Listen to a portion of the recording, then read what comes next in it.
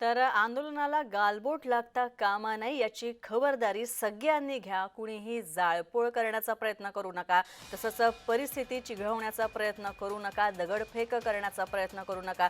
पोलिसांना सर्वतोपरी सहकार्य करा आणि ही जबाबदारी तुमची आहे, असं आवाहन मनोज जरांगे पाटील यांनी समस्त मराठा आंदोलकांना, कार्यकर्त्यांना केलेलं आहे। आरक्षण मिळवून द्यायची जबाबदारी माझी, असं जरांगे पाटलांनी म्हटलंय।